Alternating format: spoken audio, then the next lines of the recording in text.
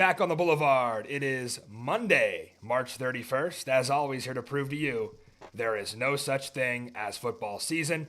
We're presented by the Believe Network tonight. For the St. Louis scumbag, TPG, I'm Matty Fresh. It's Victory Monday for the Boulevard crew. Feels good to be 1-0, buddy.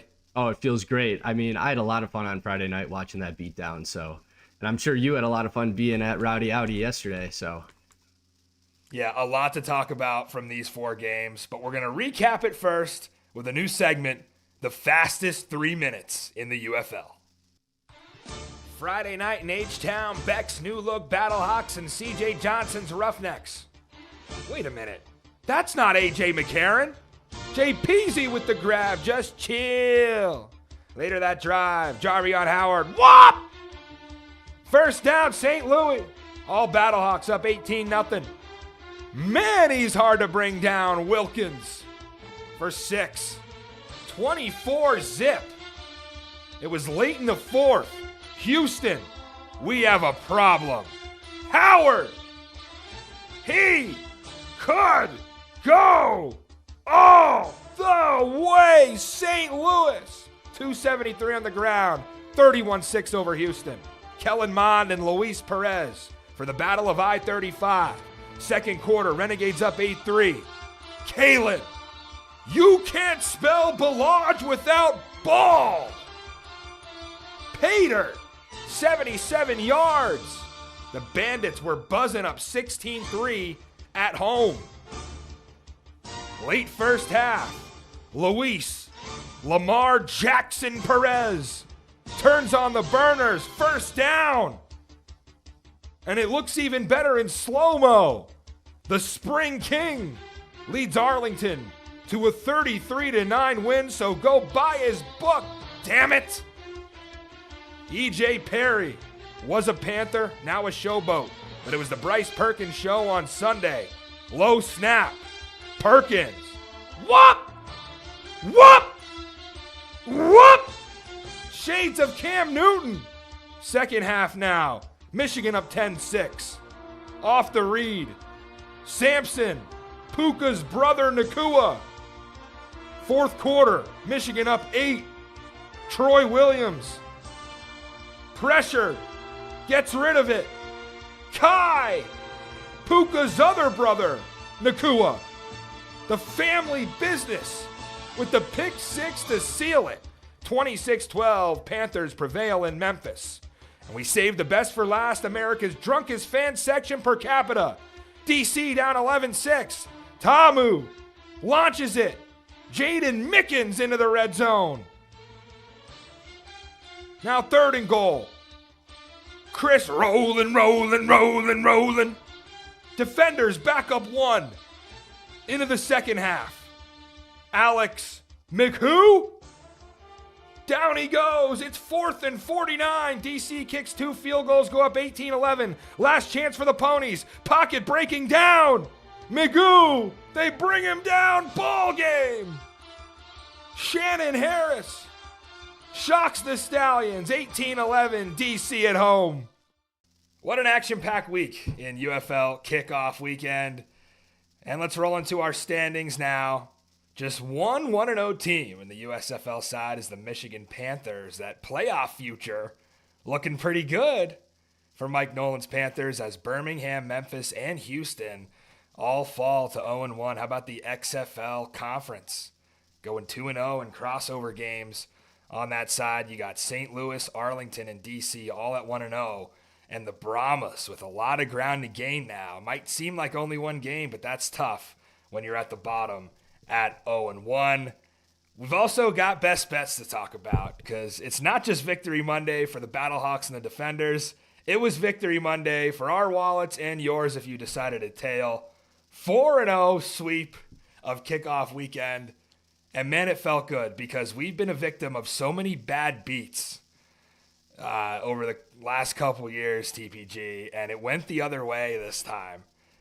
That end of that St. Louis-Houston game, we're at 37, and on the 4th and 12, Peta grabs the face mask. If Houston gets that, and they end up turning it over on downs, I think St. Louis, with like a minute and maybe 50 left, was going to at least kick a field goal down there on the Houston 25 to push us over. Peta grabs a face mask. They get the 4th and 12. Houston, can't get all the way downfield. We end at 31-6. And then at the end of the Michigan-Memphis, 38 we're sitting at. And not only does Memphis not get their conversion on their touchdown, on the pick 6, Michigan drops theirs. So we end at 37 and 38. Cash both by a half a point. And, of course, DC +7 mixed in there as well as Panthers minus the 3.5. Great week for the best bets, TPG. Hey, quick note about that Panthers game. If you got that line late, it creeped all the way up to 7. And you better send a thank you DM to either Bryce Torden or Kai Nakua because, hey, those 2 late interceptions late in that game, one on the conversion and then one on the pick 6. I mean, if you had Michigan, man, you were probably sweating towards the end of that one. Total sweat. And we heard Kurt Menefee and Joel Klatt talking about it towards the end of that St. Louis game. We're at 37. Menefee shouted out the under, yeah. Yeah. Joe Test then was like, you know what I mean? Like, so that was electric, and I will say they were both sweats. But one thing I'm worried about, it's nice to be 4-0. We hit a lot of props as well if you're following on Twitter at MattyFreshTV. But I'm a little concerned about these totals being so sharp. Like, the books have not came out that sharp with totals in quite a while. Now, we ended up, luckily, the bounce of ball on the right side of it. But, man, to be at 37 and 38 right at the end, that's a sharp number for the books to come out at. But we roll on to week 2, unbeaten. How about we don't lose a bet? What if we just never lose a bet this year, TPG? You're just riding too high, I think. Hey, dude, it's a long season, Matt. It's a long season. But, hey, we got to take our victories when we get them, so. Yeah. That'll be a huge start when we inevitably end up at 500 at the end of the season. All right, hey, we got games to talk about now. Let's start on Friday night in H-Town. The UFL opener, we were happy to get here, right, because there was a lot of speculation on labor relations and, where the player's going to strike, but they decided to suit up. TDECU is the new venue for the Houston Roughnecks after taking a year off and playing at Rice. Obviously a much better venue, right, to play in than it was over at Rice. It was cool to see the stadium back. Could have did a little better with attendance, but I think Houston has just got to win. That's the problem at this point for the fan base. The interest is there. They're just a losing team, and that was very evident in this 31-6 loss. Man, I'm gonna let you start, TPG, because as a Battlehawks fan, a lot of question marks coming into this, like we talked about on Thursday, and I think all of them got answered. My only pushback is this kind of felt like a scrimmage. It did. It felt pretty much like a FBS versus FCS type of game, preseason, whatever you want to call it. But the offense came out hot. Beck said in the pregame interview he was looking for violence from his offense and defensive line. Not only did he have a violent mentality with both of those 2 units, but I think across the board, right, this gritty culture that he's instilled in this team is really showing. But I first kind of want to touch on this walkout music, the choice of music by the PA announcer in Houston with the Benny Hill theme of St. Louis running out. As soon as I heard that music, Matt, I was like, we're about to crush these clowns. Yeah. Like there's no shot that they're going to clown us like this. And hey, we came out swinging early. We definitely threw the first punch. So, Matt, what did you think about the ground game? I mean, I was thoroughly impressed with Manny, how he facilitated that game, but any thoughts from you about that? Well, first of all, if and when the Roughnecks end up 0-10, that's why. I mean, what a terrible look. And I think the funniest part was they didn't cut it before they cut to CJ Johnson. So it was just CJ kind of waiting to run out. And Anthony's got this big smile on his face, right? And then CJ's looking around like, are you really doing that? Like, I don't think he was even expecting to hear that. But probably not. Yeah, I mean, 273 yards is a UFL record on the ground. I mean, for a week 1 output, too, when, I fully expected this offense to come out slow. I think where I got it wrong is, the pass game wasn't all that effective. So, we were kind of in line there with what we had thought on Thursday. But the run game blew me away because I thought Houston, with that defense coming in from last year, would be able to stop the run. They did not.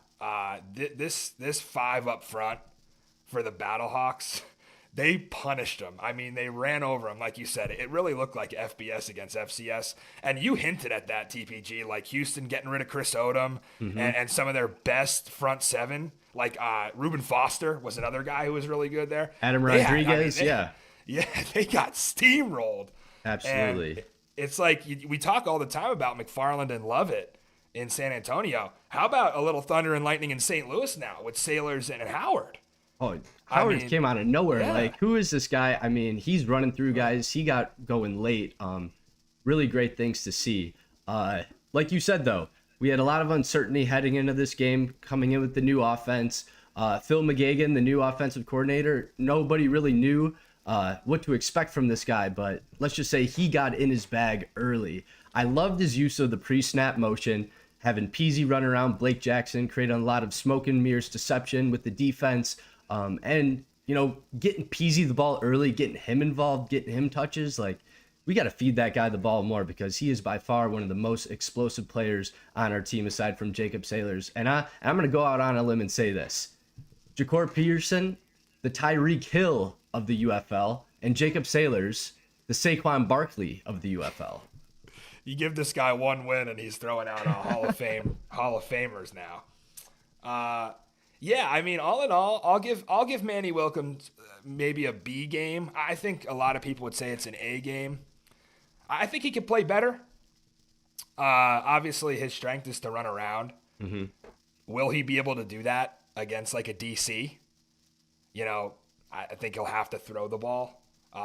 Obviously, we'll get to it later, but Skip Holtz talked about how Magoo in that one constantly relied on running, and then DC completely took the pass out. So when you step up in competition, I mean, obviously the Roughnecks were just a doormat. So, you know, you run all over them and you pass all over them, do whatever you want.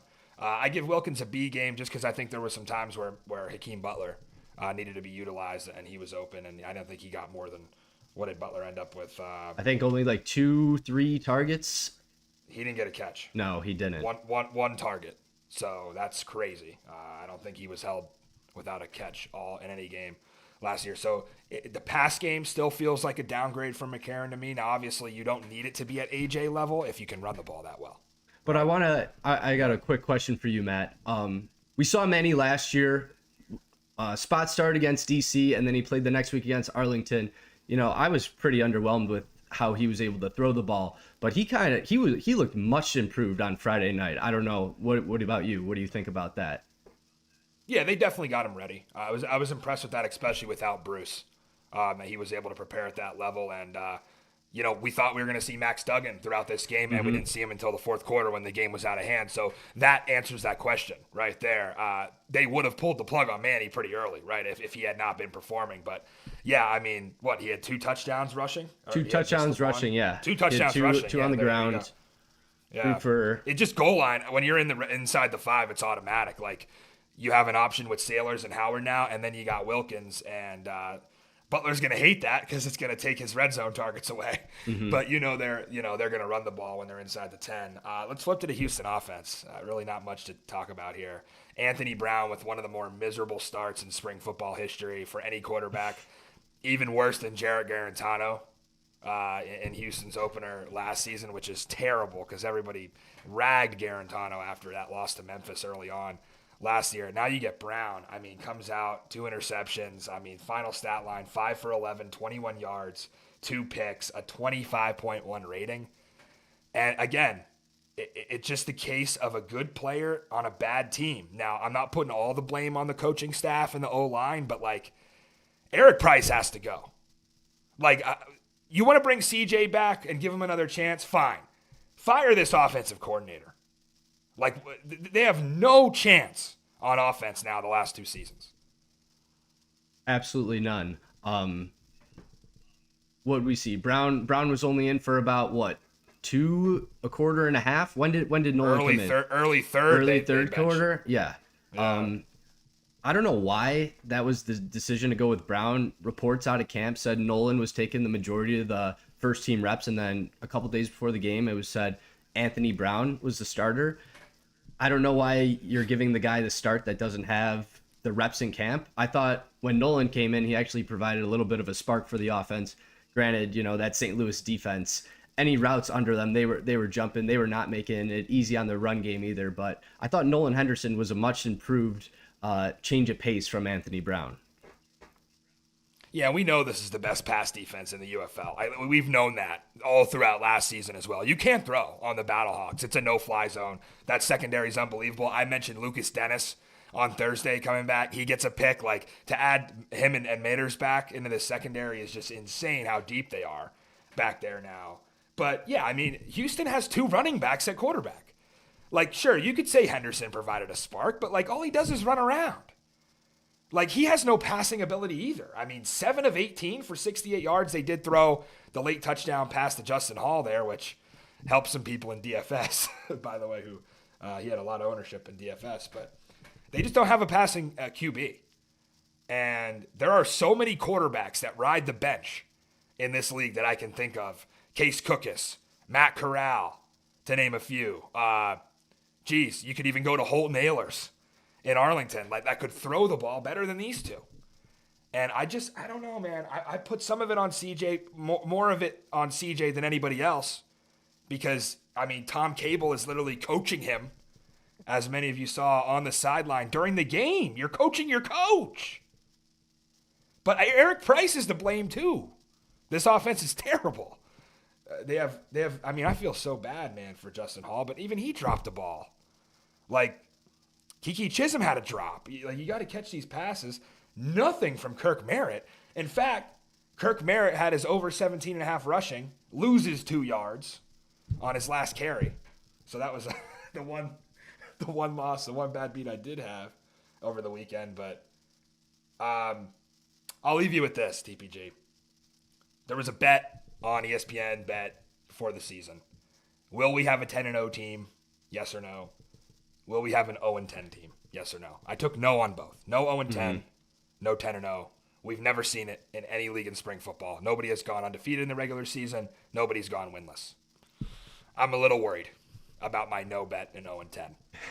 This was abysmal. It was pathetic, and I think the only thing that can help them at this point is appoint Tom Cable head coach and bring in a quarterback. Get somebody else off one of these rosters. I just tossed a couple names out there. You could even go like Kevin Hogan from San Antonio. Like, get somebody to run this offense, because you don't have an answer unless Anthony Brown can improve from week 1 to week 2. But I don't even know if Eric Price can handle it if they did get a new quarterback. So, yeah, St. Louis impressive, but pump the brakes, Battlehawk fans, because it was a terrible team that you beat. And it's going to be a much better one in San Antonio that you got to prepare for now. Hey, hold up real quick. If you're a good team, you got to take care of business against the bad teams, right? And Battlehawks took care of business against the bad team. So, hey, we don't make the schedule. We play the games that are on there. All right? So we're just going to take this 1 week at a time. Yeah, impressive win. But now we're heading into this XFL championship rematch, which I am so fired up for Sunday night. Yeah, that's going to be a fun one, and Battlehawks get a lot of time to rest for that one, going from the Friday to Sunday. 8 days rest. 31-6. Yeah, they cover. You said, I mean, credit to you, man. You said Battlehawks by 2 scores. I took the under. We nailed that game. I did not expect Houston's defense to be that poor. That was awful. They have nothing going for them right now. Absolutely nothing. I don't know. You can't really even have a silver lining. I don't know what to say. At this point, there is no silver lining. So Houston is abysmal right now, and they've got to figure something out because they got to go to Arlington. So good luck with that. Do you want our next game here? Let's roll right into it. Oh, yeah. I was going to say, we had 2 super challenges by both head coaches this game. Did you want to touch points on that? Yeah. Yeah. So go ahead, go for it. So Beck, 1-0 on super challenges this year. Challenges a DPI call on Hakeem Butler in the red zone. And he gets the call. That was great. Great watching visually by him. And then CJ Johnson, 0-1 on the super challenges. Also try to challenge a DPI call, but didn't quite work out for him. So yeah, not real surprise there, but that's something that I do want to keep track of as the season goes on. What are these coaches' records when it comes to the super challenge? Because hey, as you could see, it could turn a game and it could really push the momentum either way. So I love this aspect of the game. I love that the UFL implemented it, and hopefully, maybe down the line we'll see college pro ball implement the Super Challenge as well. But a big fan of that element of the game. Yeah, and I guess thanks to PETA, 1 for 1 on the 4th and 12 as well to start out in the game, even though Houston would not have had a chance on that play unless he ripped the guy's head off. Thank you, PETA, though, for helping me cash on that under there. And mention back-to-back sacks to end the game by PETA. Oh, yeah, unreal. He's unstoppable, and that's not going to be just against Houston. That's going to be against everybody. We know that guy's a dog. So we had Saturday. I think this was a little eye-opener for a lot of people, and not just fans, but like insiders around this league. I think everybody thought Arlington could keep this close, but the blowout at 33-9 was not something people saw coming. Arlington was closer to a pick'em at close. They opened up as a 3-point dog, and man, I don't know where to start with this one other than like Kellen Mond. Like, he's gonna get there eventually with this offense, but I think the problem is you have a very complicated air raid from AJ Smith. Like, you see what they do. It's a lot of motion. It's a lot of reads. It's a lot of verbiage. Like, AJ likes to simplify some things where he lets the quarterback make decisions, but like, there's a lot going on in this system. Like, you even saw them run out like a formation where I think they had their 3 backs in, and then it was sort of a wildcat, but like with a flanker on the wing. Yeah, it was they like lined Mond up, and they got to delay a game out of it. They got to delay a game out of it. So it's like, slow it down. This is week 1 for this dude in this offense. But yeah, I mean, Renegades defense got better. Clearly, that was something they needed to improve, and they've done that. Chris Odom is a guy we talked about them adding. I really wanted to highlight the corner here, Jaden Price. Ooh, you beat me to this. Right? Damn, white boy at corner. He's unreal. He's like the Cooper DeJean of the UFL, right? Dude. Difference maker for sure. They needed that too because they gave up a ton of pass yards last season, and he was all over the place in the face of John Trey Kirkland. Jacob Harris did have a great game for San Antonio. Yeah, he's a big target, big guy. He's going to be a problem, and I think he's going to be a perfect replacement for Cody Latimer because he's kind of that big boy on the outside, and they threw him the same route every single time. A little back shoulder fade, yeah. Yeah, it was like automatic, and there's not going to be many corners that can match up with him. But I guess thoughts on the San Antonio offense. I would give Mond a C game. I don't want to give him a D like it was terrible. But the offensive line is probably an F. I mean, they didn't protect him. Yeah. They didn't get any push. I mean, you hear John Lovett at one point saying, we need some push. Like, we're not getting any push, which was strange to me because they were pretty dominant last season. Anthony McFarland didn't get enough run. They were going to Lovett. They were going to Corbin a lot, and they kind of left McFarland rotating in third in this backfield. So are you ready to say, I guess what I'm asking is, are you ready to say at this point that AJ Smith is maybe not what we cracked him up to be after these last 2 games between the championship and this 9-point effort in week 1? I still think he's got something there. I think he is still a great, bright offensive mind, but yeah, he's in a little bit of a rut right now. Not understanding why. The Brahmas just looked like they didn't even get off the bus. They tried to do their best impersonation of the Roughnecks, I guess. But as to Mon, thought he was wildly inaccurate, missing guys. Like you said, offensive line was horrible, which kind of surprised both me and you, seeing how great that ground attack was a year ago. They got a little things going when they got McFarland in at first. I know he broke off a big run, but yeah, love it. Absolutely stymied pretty much all day. And then did you notice Wade Phillips in the booth? Yeah. Wade Phillips in the booth, AJ Smith in the booth. Who the hell's on the field? Who's coaching these guys? I think you probably make a little bit more of that than I do. Do you think Wade Phillips was really doing that much on the sideline last season? I mean, yeah. Remember week 1 against DC, he spotted out that the Gene Delance false start. He is a good coach, and he's very smart, a lot of experience, and I've just never seen a head coach be up in the booth. That to me was just kind of strange. Yeah, I guess my thing is like he could probably still do the same things in the booth, except he can't like have the conversations with the players. I don't know what's going on there.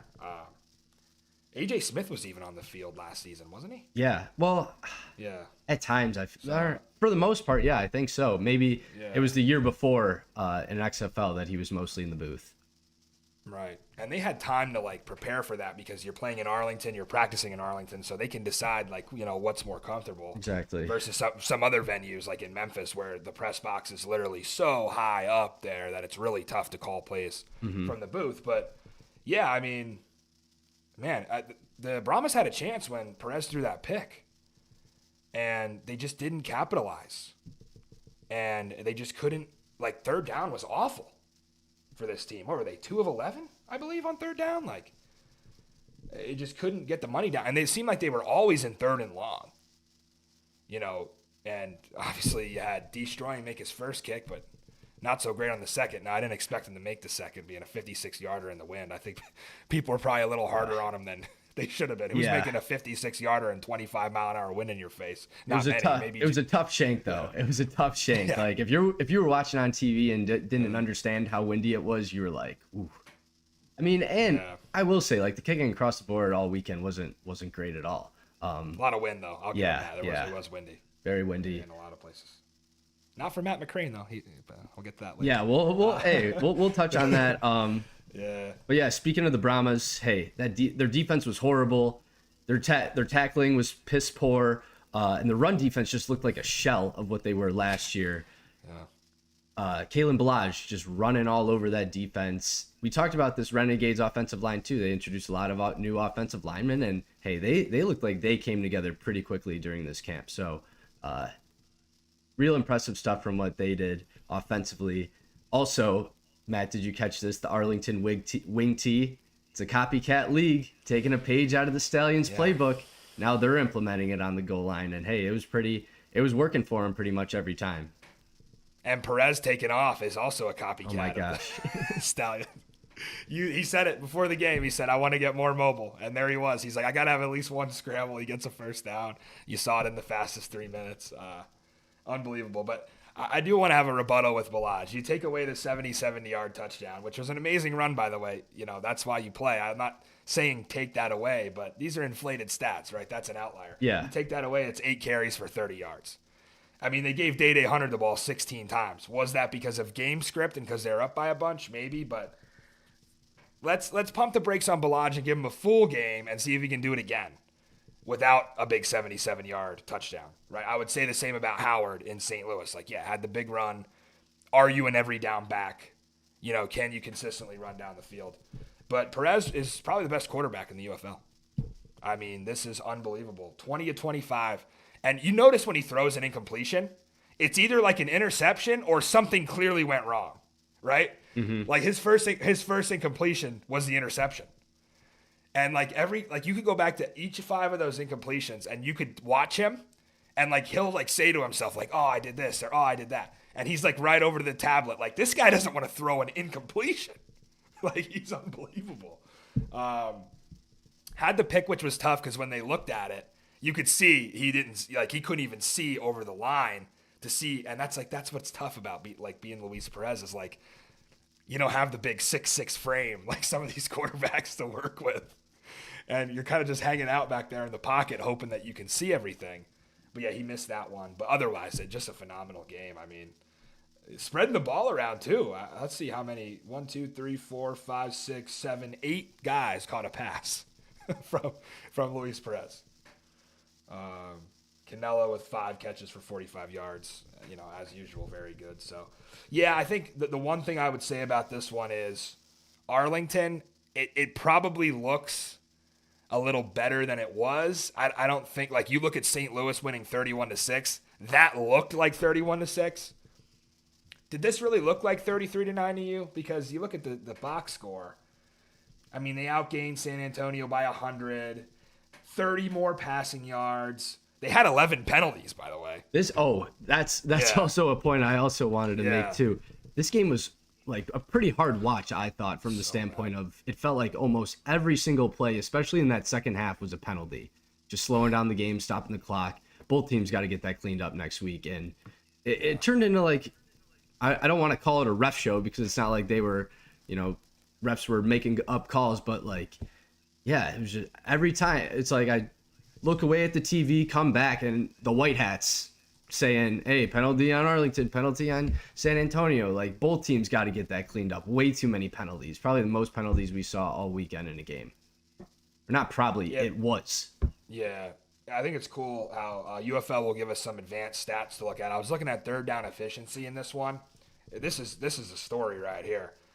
San Antonio was 11.1 average third down distance. They go 2 for 11 on third downs. Arlington was 5.8. They go 8 for 12 on third down. That's the ball game right there. Their ability to convert on third down. Because you look up and down the box score, and like San Antonio didn't turn the ball over. Which, like, you'd look at this score and be like, that's crazy. You thought they would have fumbled or threw picks, but, like, I had the Mon no picks prop. That cashed. By the way, his passing attempts was 30 and a half. 31. Yeah. So, I don't know why the books are this sharp this week. A little scary. But, yeah, what do you do against St. Louis? I guess if you're San Antonio, you get the ball to Anthony McFarland more, maybe try to simplify things for Mond, and boy, maybe rotate some different guys in on the offensive line. Yeah, it was a tough day for those guys. Good day for Brad Wing, though. Very good day for Brad Wing.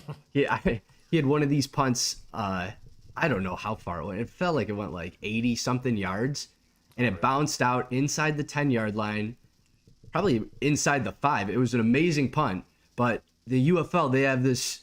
This is a rule that I absolutely hate. The untouched punt that gets brought out to the 25. Like, as a punter, this must piss you off so much. You could push someone inside their own 5-yard line, and they're still getting it on the 25. Like, that was kind of disheartening to see because he was absolutely booming the ball. Matt, what did you think about the Arlington Renegades' new helmets, the bandit on it? Want to know? I mean, that's enough said. This, like, and the fan base was good, right? Like, we always talk to James Baker, our boy from Arlington. He put the rent on the money line. Everyone was telling him he was wrong, and I credit James, man. Shout out to him because he knows, like, this team inside and out, and there were things that we missed about Arlington that we didn't know about this defense, right? Like, they got better. Time. I mean, but, like, with some returning pieces, like Will Clark, and, they get a sack out of him, and then, like you said, the secondary looks much improved, and yeah, I don't know. I just the biggest question you come out of this one is AJ Smith, like, is he all right? Because, like, he's one of the best coordinators in spring football history. And if he does this again against St. Louis and we're in the single digits with scoring, like, it's time to start asking some questions. Has the UFL figured AJ Smith out? And is he able to pivot if they have? I think that's the biggest question you have. And we love AJ, and we hope, he gets back to his true form. But, man, it's not looking so hot right now. No, not at all. Not at all. Yeah, not much else to say about this game. No. We did have a nice mic drop moment from Kalen Balaj telling Brahma's defenders, you better go low or else I'm going to run your ass over. Like, and he's a big dude. He's like, what, 6'2", 220. Like, get out of it. Kalen Balaj is what they should have did with Mark Thompson in Houston last season. Right. They know to give him the ball, right, in Arlington. And good for big game Bob starting 1-0. Let's move into, unless you have any final thoughts. You good on that one? Yeah, other than just when I saw that new Renegades helmet, I knew we might be on the wrong side. So, hey, the new mascot, Billy the Bandit. Yeah, Billy the Bandit. Hey, shout out the Renegades equipment staff for making that switch. That's it's a great look for the team. Yeah, and they're heading into Houston week 2, so probably going to be 2-0 and going to have a head start in this XFL conference. Speaking of the other side, USFL, let's go into Sunday. 11 a.m. kickoff it was in Memphis. Panthers 26, Showboats 12. We probably have a little bit of a different opinion on this. I didn't catch the second half until today because I had to go back and watch it. Obviously, I was in pregame for DC, and you had told me, check out the second half. Maybe you'll feel a little bit different about Memphis than you did in the first half. Mm-hmm. I don't know, man. I don't know. I didn't really see anything other than they got a stop, and then E.J. Perry went down the field for that last touchdown drive and gave him a chance. But I guess my first question to you would be, I think you come out of this one a little higher on the Showboats than I did. Mm-hmm. What was it that you think got better for them in the second half? just their front four on defense, their ability to get pressure with four guys. Their tackling was an issue sometimes in the run game, but Jared Horton, he puts this defense in a position to succeed. And I don't think we kind of highlighted Memphis, maybe some coaching issues heading into the year with Wisenhunt leaving. I didn't think the coaching was the problem at all. I thought it was more so a lack of execution from the players, such as, like I said, missed tackles, offensive line missing assignments, quarterbacks being inaccurate. But I think this team just has the tools. And even if you went back and listened to Jim Turner's press conference after the game, he said that he treated this game as a preseason game. He tried to get as many guys in as possible. So he's still trying to figure out the identity of this team. And I think, as the season goes on, this team will start playing better football. And that's what you want. You don't want to be playing your best football week one. You want to be peaking towards the end of the season. So, from what I saw from Memphis, they were pretty dominant, especially when Etling was in. The Michigan was pretty much bottled up for the most part.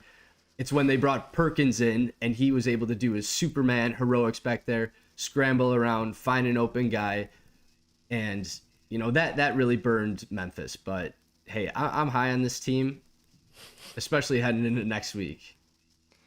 Yeah, a little bit of Boat's bias there, I think, dating back to last year when Potentially. Desperately wanted them to succeed. But I know you're a Jaron Horton guy as well, and I was impressed. The defense definitely got so much better.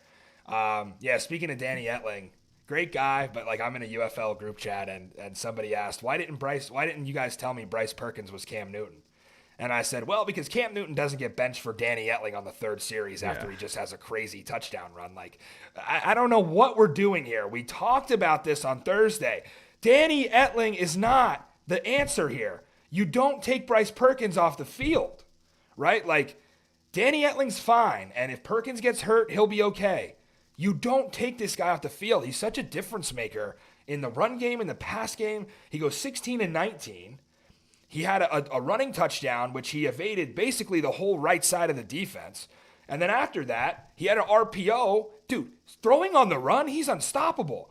He rolls out, and everybody cheats up, thinking they're going to get leaped, right? Or they're going to have to cheat up and take him low, and then he beats him over the top to Nakua. It's like what we see in DC from Tamu, but he's even more athletic, right? It's crazy what they do with these RPOs. And Marcel Belfay, great offense here. It's like my offense on College Football 25. It's so we want a long 8-9 minute drive. We want to barely get the first down, little 2 yards here, dink and dunk them all the way to death. And that's what they do, man. And they just keep your defense on the field, and they make your defense tired. But yeah, credit to Jaron Horton. I'll give him a B+ here. He was on his game. You said he was up in the booth calling out some things that were going to happen. Acho was up there in the booth with him. This was, I believe, fourth quarter, I think. Horton's just basically calling out everything Michigan's going to do ahead of time. So we kind of said this in the preview. Horton divisional opponents with the Panthers back in the USFL. So he's pretty familiar with what they were going to do. And the broadcast really highlighted that. Kind of want to switch gears to the kicking game for Michigan. Yeah. Uh-oh. We talked about it. Yeah. Uh-oh. Now, in his defense, 40-mile-an-hour wind gusts, I will say. But when I'm watching on TV, it's hard to you don't know that, but yeah. I don't know. That was a tough one. That's why I actually took the under in this game on Thursday, because I was thinking the wind might be a little ugly for the passers. Mm-hmm. I'll ask you this, TPG: if Ken Wisenhunt is the head coach on Sunday, does EJ Perry come out of the game on that final drive? Because there was a chance for them to tie it, and Troy Williams threw a pick six. Now, granted, he did have a great completion to Jonathan Adams that got them down into plus territory, but why was Troy Williams the quarterback there after Perry just marched you down the field and got you in the position where you could potentially tie it? They were doing that stuff. They were doing that all game. They were rotating quarterbacks every series. Even at the beginning of the game when Perry was kind of struggling, they bring Williams in. He drives them down the field. They settle for a field goal, but they bring in Perry the next drive and he throws a pick. So I thought it was just tough for either quarterback to really get into a rhythm. And I think Jim Turner just stuck with his guns, saying hey, I'm going to rotate these guys every series. I'm going to stay true to my word. And, he did. So, he's a man of honor. You could say that, but Yeah, maybe if Perry's in, they do finish that drive with the score, and our best bets aren't looking so good then. I would want to ask the first question I would ask TJ Vernieri, in if I was in that post game presser, would have been, do you feel like you had to adapt to your quarterbacks, or did your quarterbacks have to adapt to you? It seemed like throughout the game, his quarterbacks had to adapt to him, because as a rookie play caller in your first game doing this, you don't have time to like cater to guys, right? And be like, what do you like better? And what do you listen to better? And what do you respond to better? You got to just do your job. But that puts pressure on the quarterbacks then, because then they're having to adapt to you when they might be two different style players, clearly. Yep. And that's tough, because it's like you're trying to force Williams to do things Perry was doing, and then the other way around, you get turnovers. I think it was the wrong decision. I think maybe you start in the first half like that, but it became increasingly evident in the second half that Perry should have been the guy there towards the end, especially on that long drive that they had. I was very impressed. But yeah, Michigan's defense, I mean, this is going to be a problem for the UFL. I mean, it's just constantly getting pressure. They get pressure at the end. Kainakua gets a pick six, right? The linebackers flying all over the field. They hold Memphis to under 70 rush yards. And the Memphis backs looked good.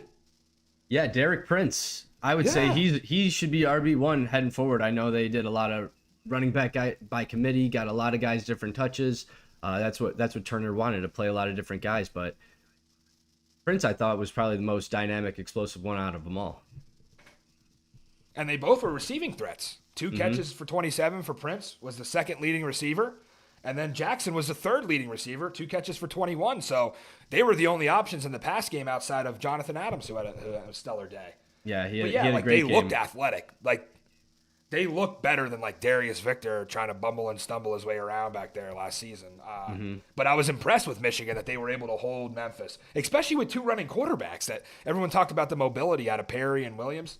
They didn't do anything on the ground. No, so, nothing. Yeah, I mean, yeah, but all in all, like, yeah, I guess you could give like a C game out of the Showboats. Would you maybe go a little higher than C, or give him a B minus? I think they showed some flashes. They put some good things together at times. It's just not as consistent, I think. But that'll get better as the season progresses, I think.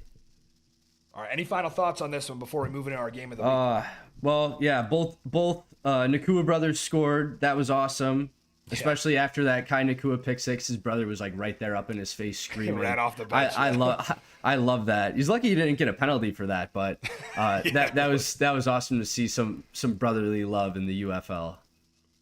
Speaking of the penalties, what was that dog shit penalty on Jackson for unsportsmanlike conduct? And I'll say it again. I am so sick of Dean Blandino. Like, I can't do it anymore, TPG. It is so predictable from this guy. There was an unsportsmanlike conduct on the field where all Jackson did was this. First down. Did you see this one? And it was late in the game. It was in the second half, at least. The nose wipe? Yeah, and and then he signaled first down. I don't know if you caught this, but apparently in the NFL next year, that's going to be an unsportsmanlike conduct penalty too. So, for what? What are we doing? For what? Who's offended by that? It's a no fun league. I'm gonna start doing it to you. Anyway, I probably shouldn't because I don't know what it means. So. You're a little more cultured, a little younger than me there, TPG. I saw you. By the way, I want to bring this up. Totally off topic. I didn't catch this live on Thursday, but were you drinking a Saratoga water during the show? Yeah, you're a scumbag. You really are. How did I not catch that until the replay? Anyway, could see better out of the Showboats. I'll pump the brakes on the Panthers hype train a little bit. I think they definitely have, some things to correct. But, yeah, the major thing to correct is keep Bryce Perkins in the game, please. And you probably win that. You probably win this by more than you would have. Anything else? Want to go to the next one? Yeah, just I'm looking ready. at my I'm ready. looking at my notes. Yeah, wait. One last thing. Yeah, we kind of said this. Jonathan Adams, though, really stepped up big in the absence of Dawood Davis. Do we know, is he on the team? Is he on IR? Like, what's going on with that situation? He's not even on the team. They have his Okay. rights to, like he has said, I'm going to come back. If I come back, I'm a showboat. But Gotcha. we don't know if he's coming Gotcha. back, you know? So. Well, Jonathan Adams, yeah, he really stepped up big. Remember that guy in the USFL playing for the New Orleans Breakers? He was a great threat for quarterbacks like Kyle Sloter and Bethel Thompson. I'm forgetting his name, but yeah, he stepped up big, and he's going to be he could definitely have a Dawood Davis type season this year in this offense. So being that main target. We'll put it this way. If you're a showboat and you got retained, you must be damn good because they didn't retain anybody. All right. A big smile on my face for Victory Monday. I don't want to say I told you so, but I told you so. DC was a live underdog, and that was evident from the very beginning of this game, right? I don't know how people looked at this game, including some experts, and said there will be no difference between Adrian Martinez and Alex Magoo. That's all I was trying to tell everybody on Thursday, right?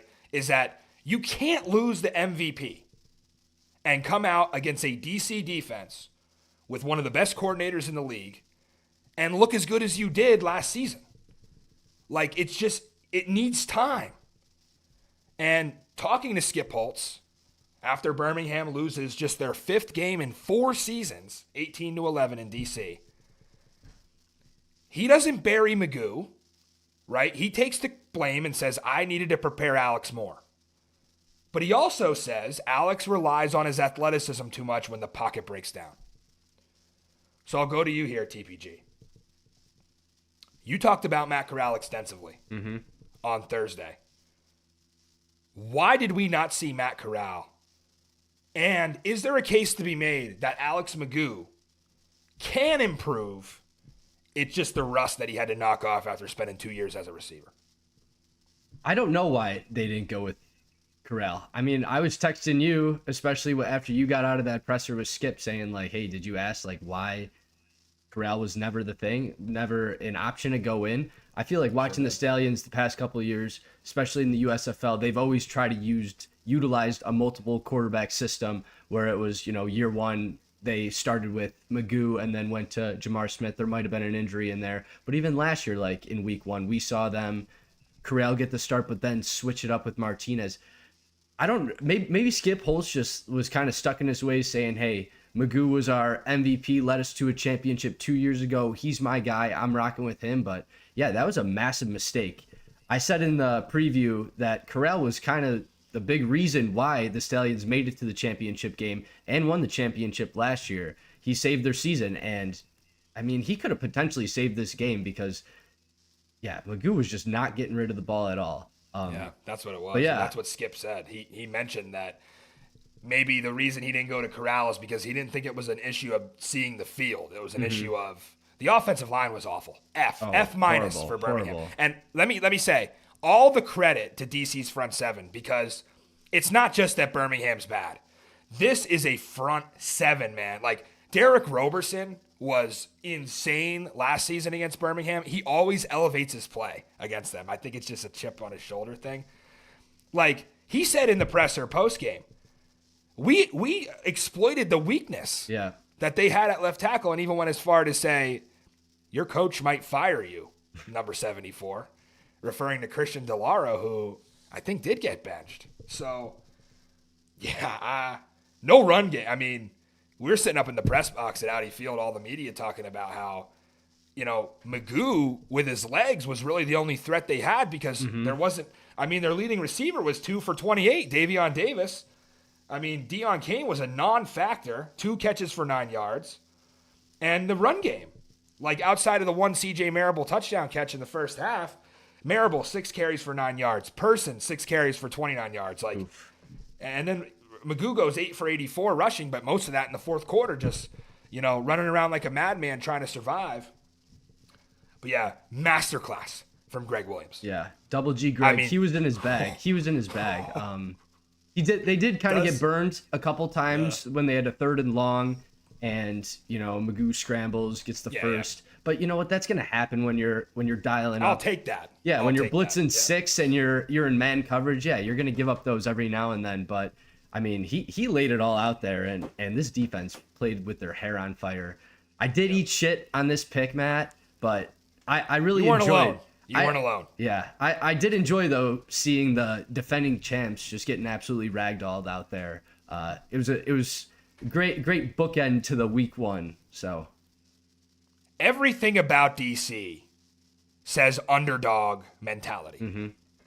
Everything. This whole story with Reggie Barlow leaving, the culture that this team has built up, telling themselves we know we were better than 4-6. Last season, and our mentality and our attitude is what got away from us. And we didn't know how to lose because we were 9-1 in 2023. Mm-hmm. Like, they came into this season hungry, and that was very evident by the post-game exchange that happened at midfield between coaches. That was a man in Shannon Harris who remained calm throughout the entire game, even to the point where late first half, the clock's ticking. DC's inside the 5. It's running under 20. Media up at the press box, we're looking around at each other saying, okay, let's call it. We got 3 timeouts. He let it run to 12. Then he threw a touchdown. Tomu threw a touchdown to Chris Rowland. He was asked in the presser, why'd you run it so low? And he said, we had a play we knew we could score on. So why are we going to give Birmingham the ball back with 30 seconds when we could take it to 10? And I'm like, you're right, coach. That's cold-blooded confidence and remaining calm and not panicking in your first game as a head coach and saying, oh, shit, the clock's running out, timeout. Then you give up a field goal on the other end to end the half. What did we talk about with Birmingham last year? Didn't they always sneak a field goal in on you? Oh, yeah. Didn't they always find a way with 30 seconds left to do something? Mm-hmm. Get a late score in that first, in the first half. So, not going to lie, I was guilty of okay, blow this dead because if you run the ball, you're screwed. Nope, he said we're taking this thing down all the way to 12, and then we're going to score so they don't have time, and that was a brilliant move. So, yeah, back to my point with Shannon Harris. He was calm throughout the game. Clearly, when that clock hit 0, he was overcome with emotion. Mm-hmm. And I don't blame him. It flooded him, and I could almost feel the chills that he probably felt after realizing what he's been through and that they just went 1-0 as a staff. This staff is brand new at 1-0 now without Barlow. So, yeah, he comes across the field and he's telling Skip Holtz, you called me a doormat. I think it's probably what he said. And, again, he wouldn't clarify. He did not want to comment. I did ask him in the presser. He did not want to comment. He just said, we're good. Everything's fine. But I think he said doormat. Doorman. I don't know. It's hard to. Doorman's a little I can't see Skip calling him a doorman because there's some undertones there that would be potentially very offensive if that what was said. But if a couple of guys are just sitting around talking shit and somebody's a doormat, mm-hmm. Yeah, I've heard people called worse. But doorman, that's whoa, that's an insult I haven't really heard. Matt, before. I got a follow-up question for you about this. Yeah. What do you say to the talking heads online saying that, Shannon Harris's conduct during that post-game exchange was classless?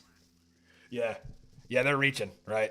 They'll talk about anything. It's you got your ass beat. You got it handed to you. You didn't have 100 yards through 3 quarters. You're at 96 yards after 3 quarters. You got your shit kicked in.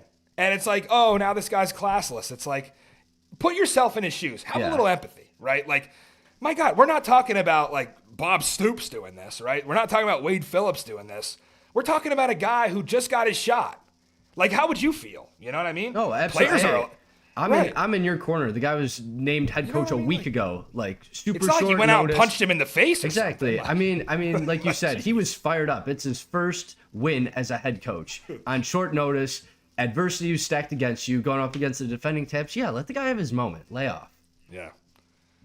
And we're not going to speculate because I don't really know what happened. I have no idea. We'll never really know that story unless somebody close to the situation leaks it. But from what Harris, how he acted after the game, something was said, whether it was directly to him at headquarters during camp or whether it was through somebody else. it sounded to me like it might have even come through somebody else because apparently Harris has some connections with people that he went to college with on the Stallion staff that he then went and talked to after the game to resolve anything. But yeah, don't want to get too much into that. Let's highlight the players a little bit for DC. Boy, wide receiver Von Hutchins has the wide receivers loaded up again in DC. Think about the guys in the NFL. Lucky Jackson, Chris Blair, right? Back in year one. Kelvin Harmon, now in the NFL. And he reloads this room. I mean, between Scott, Roland, Antonio, Mickens, and Powell, you have 5 options.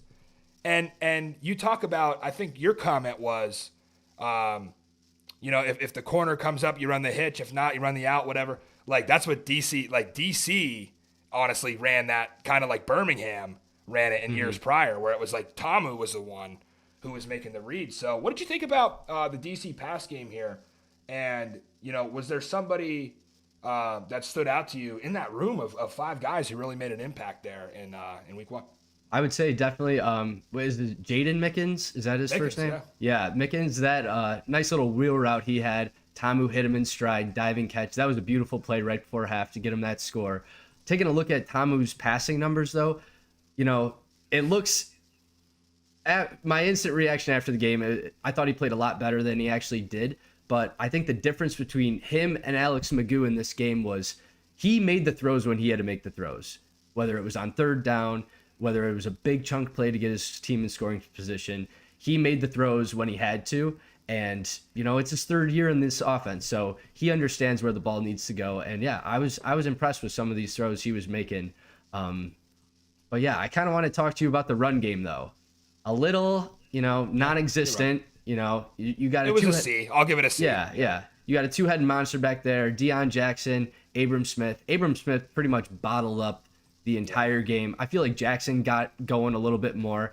What are your thoughts on, who should get the nod moving forward? If you liked having both of those guys in at the same time because they utilized some of that. What are your thoughts on that, Matt?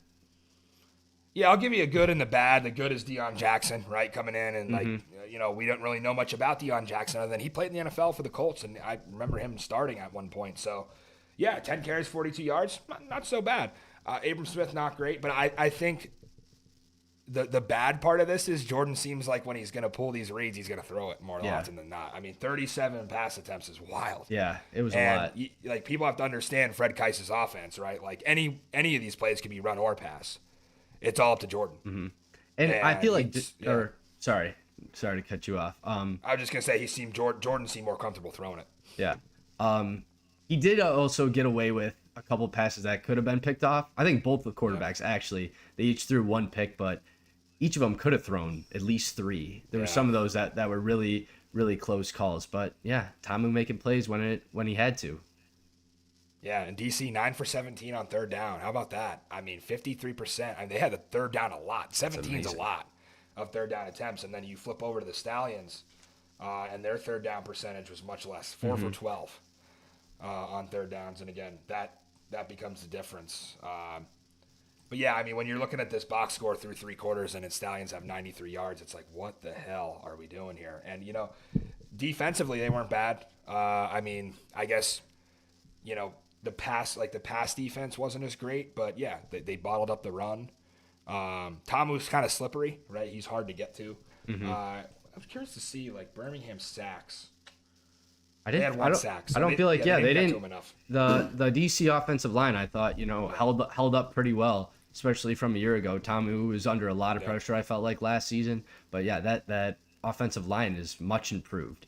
And we were high. Yeah. I know a lot of people were boasting about this Stallions front 7, a lot of former NFL draft picks. DC kept them in check all afternoon. Yeah. Yeah, and I will say, man, the crowd. Oh. That was the best crowd of week 1. And I know that's probably not saying much because it was a little lower on the attendance average when you look at it, but that crowd loves their team. I mean, the way they, in big moments, the way they affect the game, you saw Magoo, I can't hear. It got really loud there on that final drive. And I guess give some credit to Magoo. I gave him shit all week about McWho and all this. McRipper? He didn't want to, Ripper Magoo. He didn't want to lose that game at the end. The way he I don't know if you saw him after the game after he got sacked. He just like pissed. pounded on the ground. Like, but again, learn how to lose, buddy. I know you didn't in the USFL, but you better learn how to lose, or else your ass is going to be on the bench for Matt Corral if you don't get better. Like, this is a better competition in this league. No one's going to argue that, right? With both leagues merging, the leagues are better now, so he's got to adapt to that. But yeah, shout out the crowd. The beer snake was back. They were in there early. Got the snake to the top again. They highlighted on ESPN. It was a lot of fun down there. And boy, just the kind of rush of joy after that game. Standing there and right at the end, take a little video of the final play, and there's Von Hutchins like right in my face after I stopped recording. Let's go, like Von, man. I mean, it's cool to see, and we saw 2 upsets. We saw Arlington at home. We saw DC at home.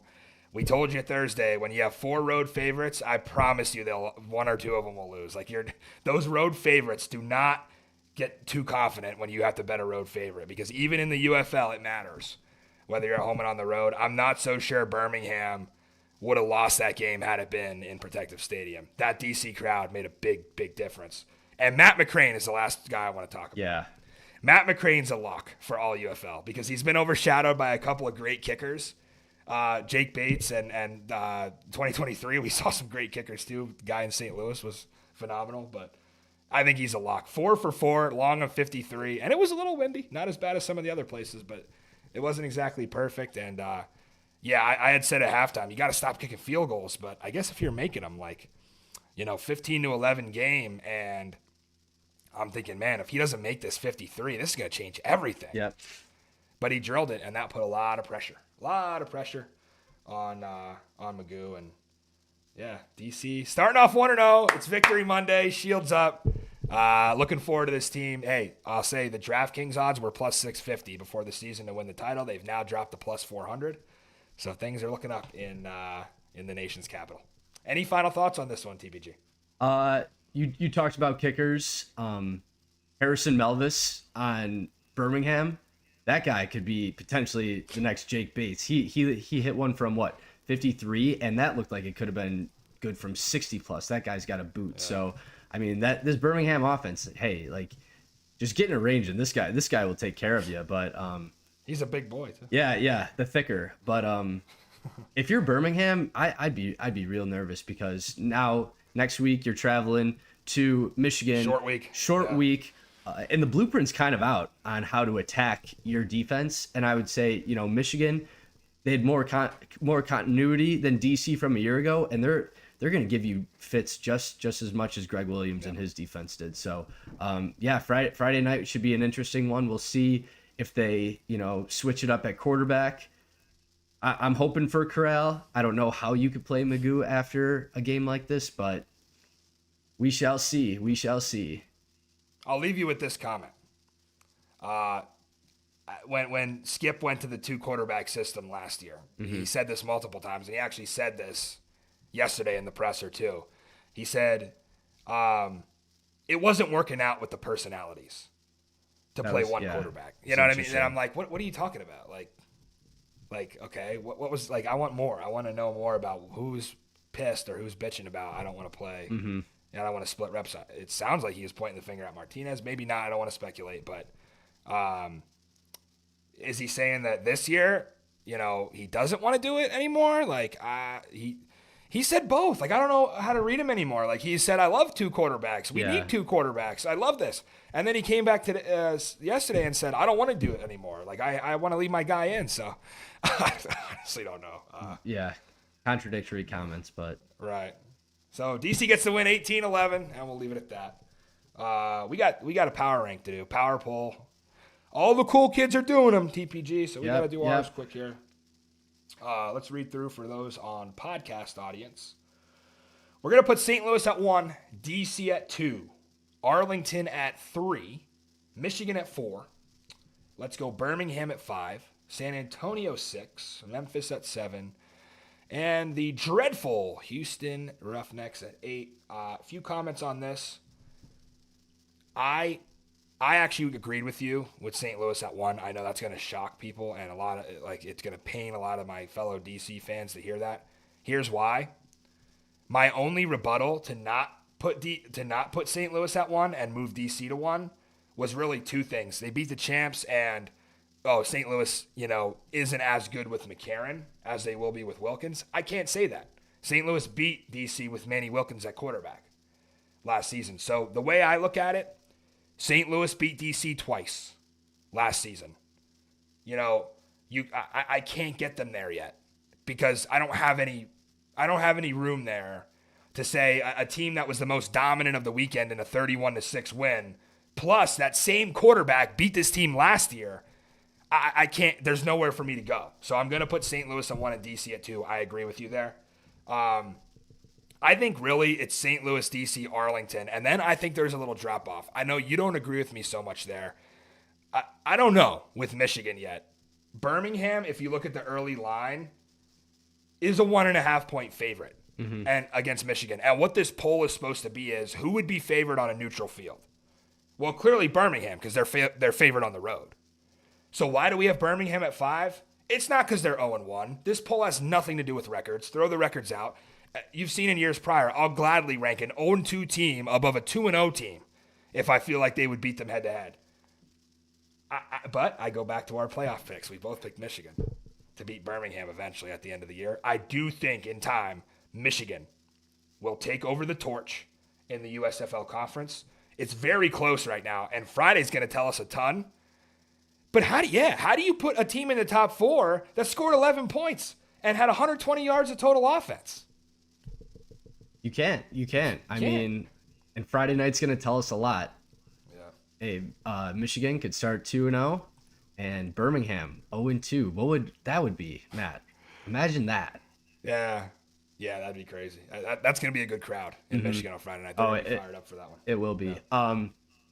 Going back to the power poll, the only part I would push back on you is you have San Antonio above Memphis. Memphis showed me a lot defensively that really really excited me, and San Antonio was just horrible on both sides of the ball. So with that, I think, Memphis does have the slight edge there.